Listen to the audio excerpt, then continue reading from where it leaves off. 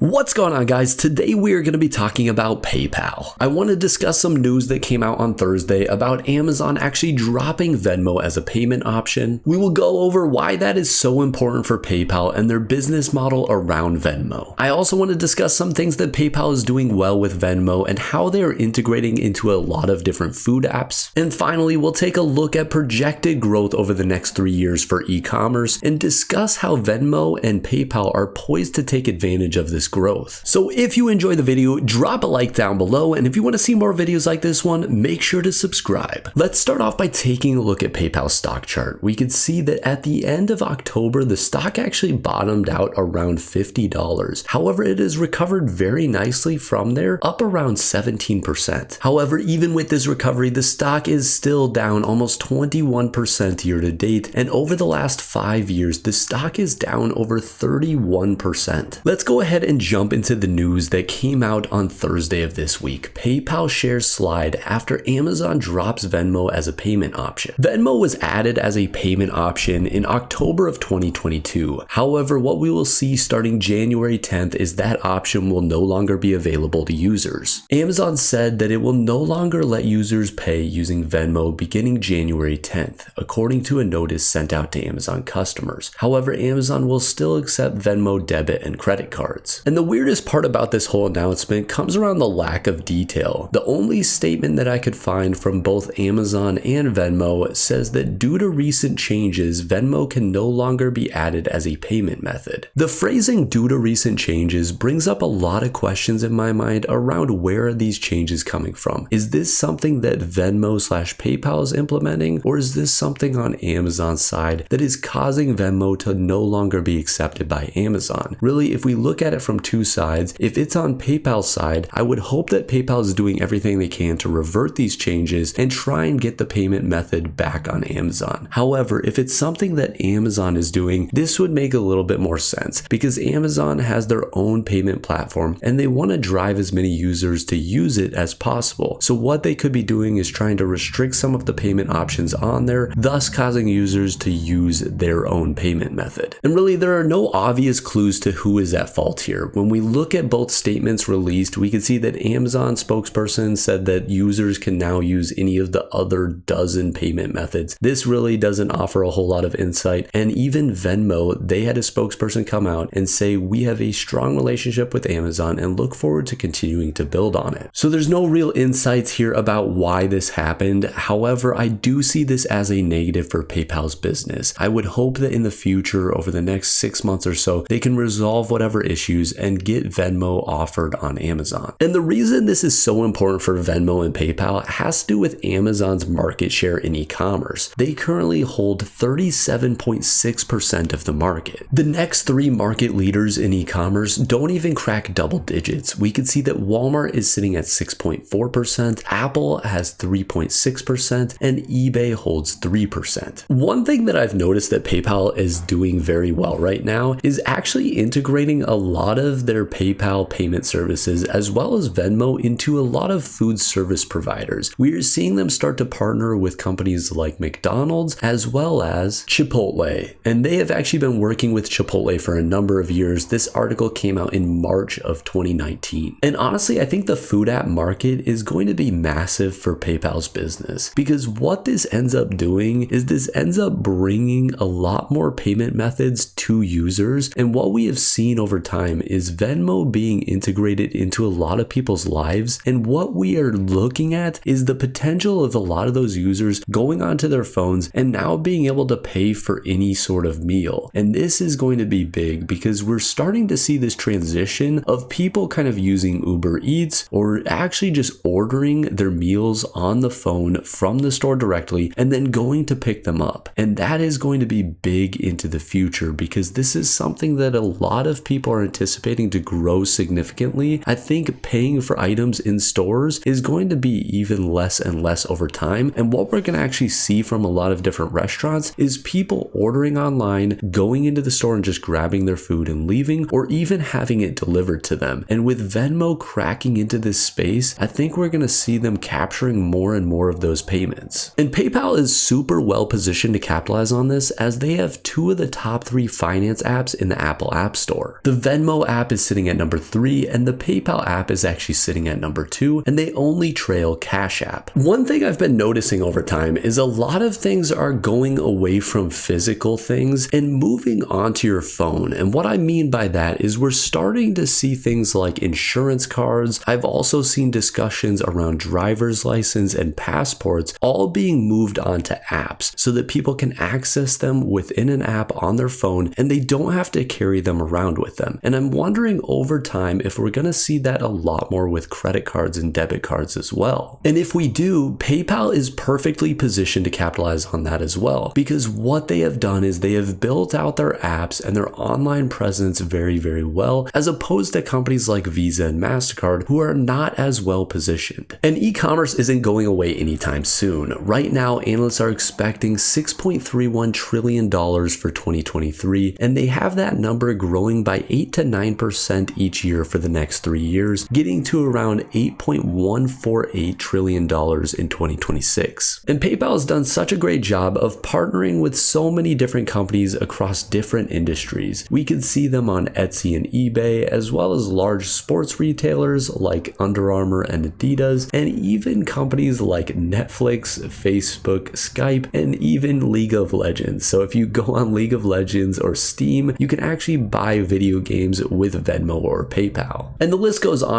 but the biggest takeaway from all of this is that PayPal does a very good job of getting their name out there by being very available across a number of different platforms. And when you think about payment platforms, really at the end of the day, people are going to choose whatever is most convenient and what they see first when they go in to pay for items. And that is something that PayPal has done a very good job at, of being there, readily available, and very recognizable in terms of their brand. And right now, PayPal is trading at an extremely low valuation. We can see that their forward P ratio is sitting at a 10.36. And when we compare them to one of their closest competitors, Square, we can see that Square is actually trading almost 2.5 times higher, sitting at a forward P ratio of 25.06. Personally, I do own shares of PayPal, and I like this company a lot, especially because of how they are positioned on people's phones. I think this is going to be a massive thing moving forward for this company, especially because we are starting to see a little bit of it with companies like McDonald's and Chipotle. And I think that is going to be a big trend moving forward. A lot of people using their phone to actually pay for items, whether they're shopping online or in stores. However, do not buy a company just because some random guy on YouTube talked about it. Make sure you are doing your own research and looking into companies that meet your risk tolerance as well as your time horizon. So I hope you enjoyed the video. If you did, drop a like down below. And if you want to see more videos like this one, make sure you hit that sub button. And as always, guys, have a wonderful rest of your day.